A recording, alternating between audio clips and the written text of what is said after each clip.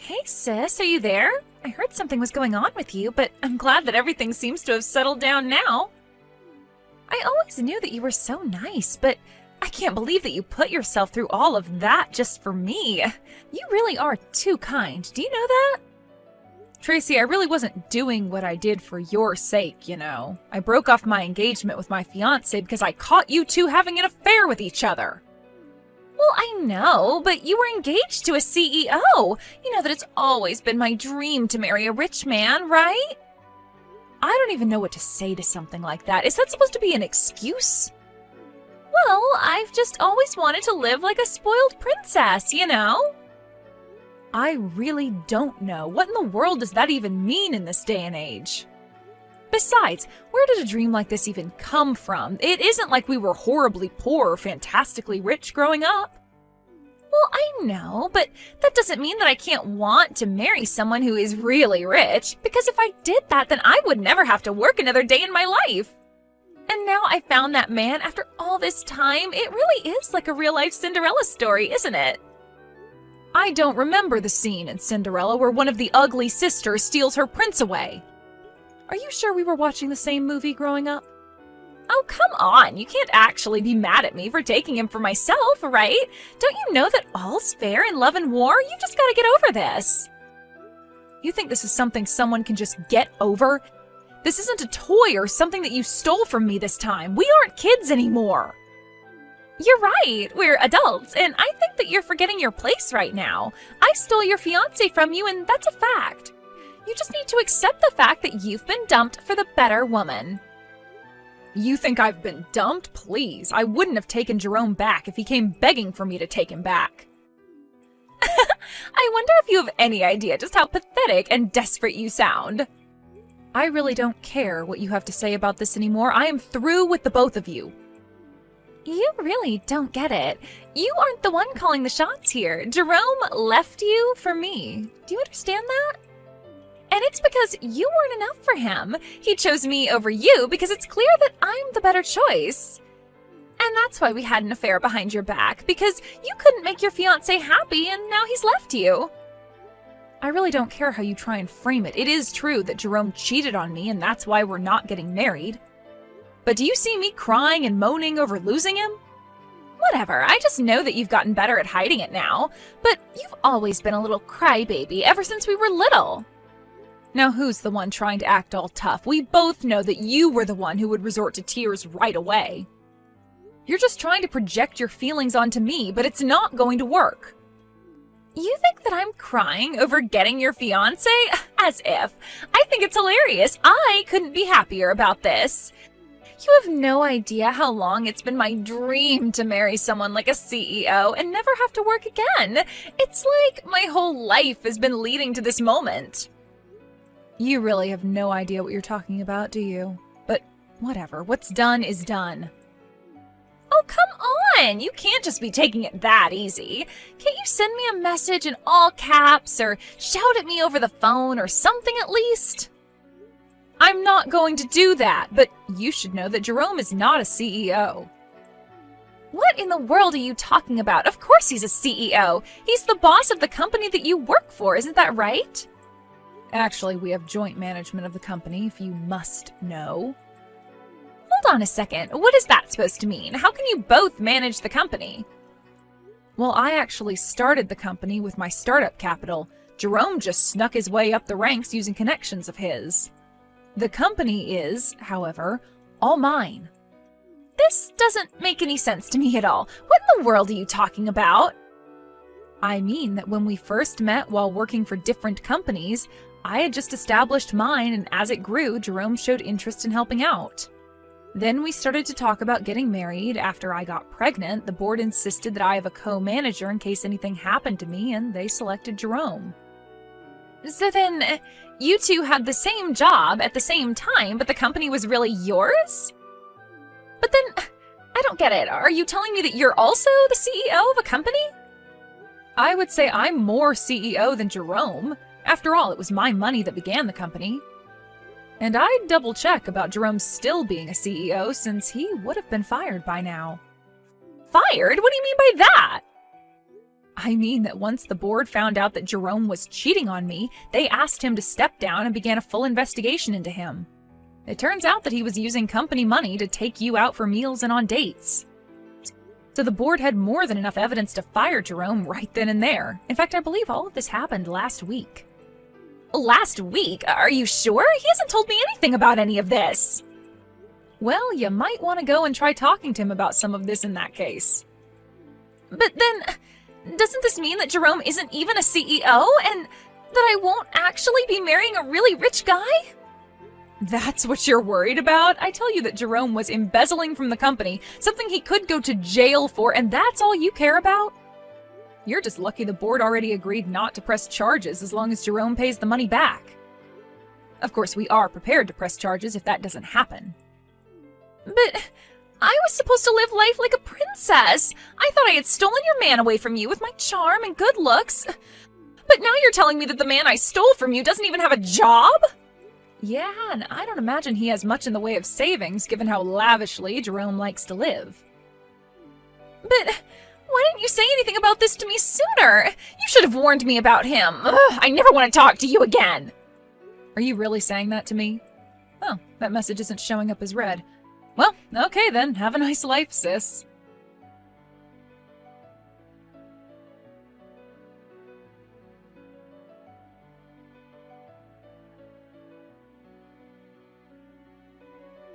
Hey Mabel, are you there? What the heck is the matter with you, huh? Why the heck did you have to go and tell your sister that I wasn't the CEO of our company anymore, huh? First of all, it isn't our company. It's always been my company. Second of all, don't be upset just because I told my sister the truth. Not only about your job, but also all about how you were fired. After all, it's not like I ever promised that I wouldn't tell her. You little... Don't you realize what you've done? Now she doesn't want to marry me anymore. You've messed up my whole life with this. Oh, so you mean you've managed to fumble marrying 2 women now?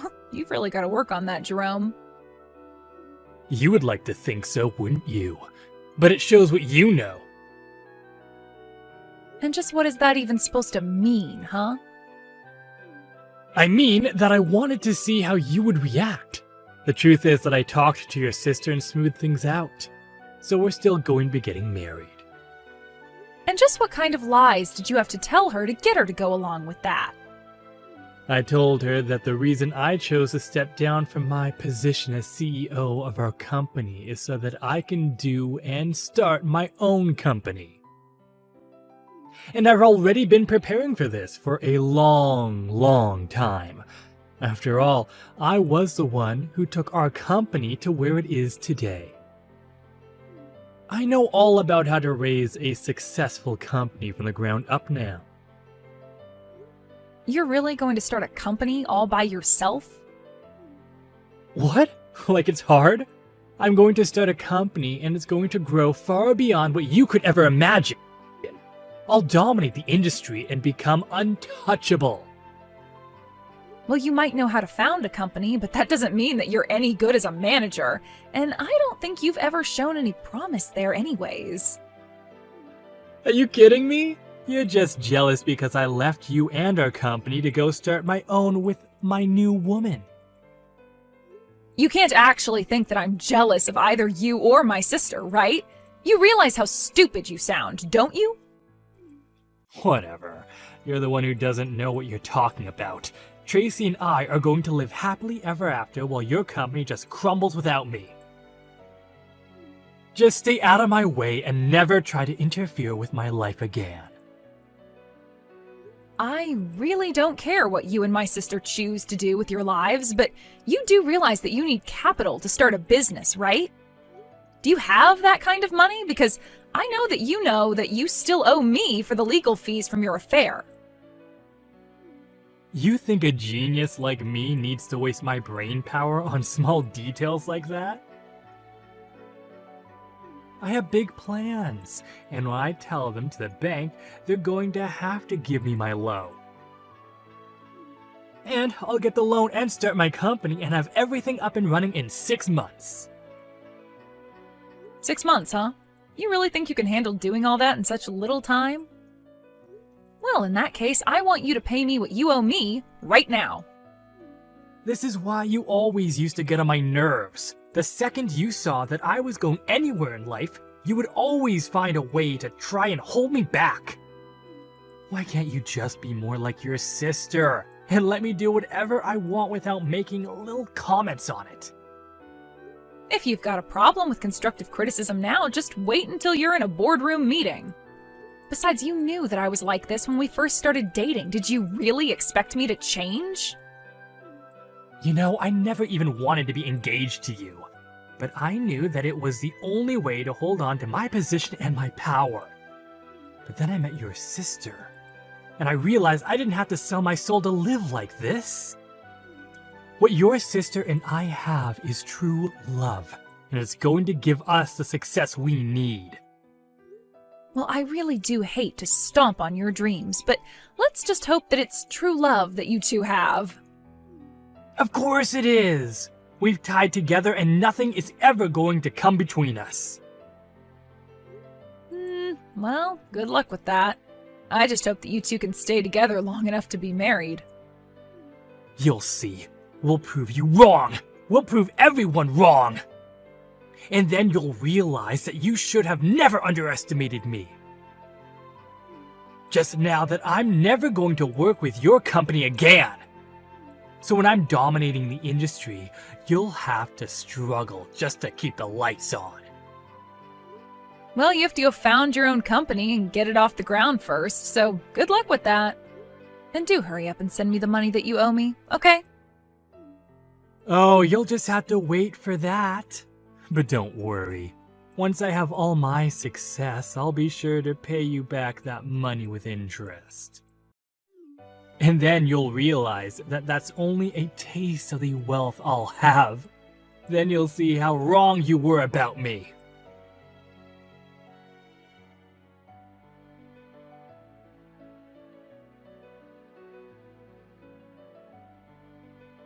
Hey there, Mabel. I just thought you should know Jerome and I moved in together. At first, I was worried about all the things you were telling me about him, like how he wasn't a real CEO or how he embezzled from the company.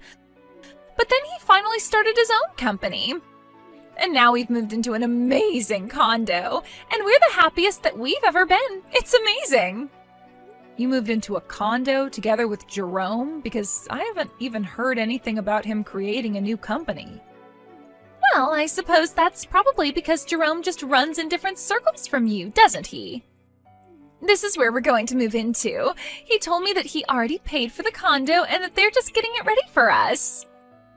Oh, wait a second. I think I recognize that view. Isn't that Mammoth Towers? You mean even you've heard of this amazing luxury condo building? Yeah, I have, actually. Do you know what room you're going to be living in?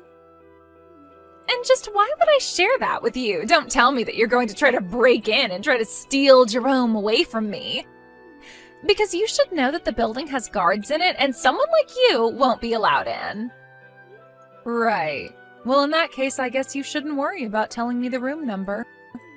Ugh, whatever. If you must know, the room number is 2305. So you're on the 23rd floor then?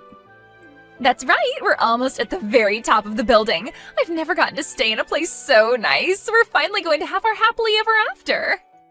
Well, it's just kind of funny because that's my unit. Wait, what? What in the world are you talking about? Do you really think I'm going to buy a lie like that? You have to come up with something better. I'm not kidding you at all. I own unit number 2305 in Mammoth Towers. Oh, just stop it already. Jerome sent me that photo from his phone. He was inside the unit and everything. There's no way that you own the building that we're about to move into. That doesn't make any sense at all. Well, yes, I'll say the interior does look like it's changed a lot. Although you should know that I got that unit because we bought it from Jerome's parents. But the building was under his dad's name for a while. Well, now you're not making any sense at all. How can it be your unit if it's under Jerome's dad's name? Okay, I guess I'll have to explain the whole thing then. So, that building was finished about a year ago. Around then, Jerome's dad thought to invest in the building company, thinking he would see some big returns. He bought a unit hoping to make a quick buck flipping it, but he wasn't able to pay for the whole thing. So then he came to me and asked me to buy it. So then you're telling me that you bought this unit from Jerome's dad who couldn't afford to get one himself? Pretty much, yeah. But now that I look at this photo, I can see that this is from when Jerome's dad still took care of the place. And that's why it's so different from how I have the unit looking now. But this can't be right. I mean, Jerome said that he and I would be moving in there. I already have my bags packed and everything. Well, I don't know what to tell you, except that it's not Jerome's place to choose what to do with it. How could you do this to us? What's the matter with you? I didn't do anything. In fact, you were the one who said that you never wanted to talk to me again. So how is this all coming back onto me? Because we're supposed to go and live in that big condo building. We were supposed to have our happily ever after there. Why do you always have to ruin things for me, Mabel? You're the worst sister ever. Look, I know this is probably a lot for you to take right now, but you can't blame this on me. But it's not just now. You've always stolen everything I wanted from me, even when we were little. I didn't steal anything from you. In fact, you would always take from me. Whenever I tried to get it back, you would instantly start crying to get Mom and Dad on your side. But it's not fair. I want to live in that big condo. It should be all mine. Well, it was never yours nor Jerome's to begin with.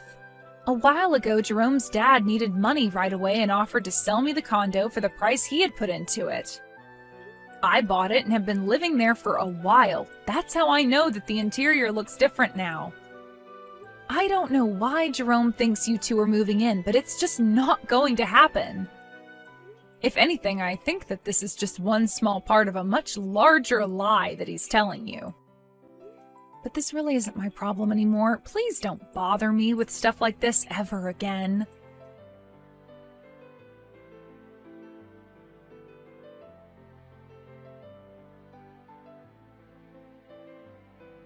It turns out that when it was time to move, Jerome ended up taking my sister to go and move in with his parents. Apparently, they were in serious debt, and this was part of the plan to use Jerome and Tracy to pay off their debts. Tracy was messaging me, begging to help get her out of there, but I just read her texts and then blocked her number. She tried living with them for a couple of months, just hoping that this was all part of Jerome's plan to start his own company. Of course, he had never really even begun the process and was lying to Tracy this whole time about his intentions. I heard later from my parents that they ended up bailing out Tracy and rescuing her from her in-laws' house. Now, both my mom and dad are keeping a very close eye on Tracy and making sure she finds a job and learns some responsibility. As for me, life went on as normal. Nothing Jerome or Tracy did really ever had a chance to affect me. I told my parents that I wouldn't be doing anything to support my sister, and they understood and agreed with me.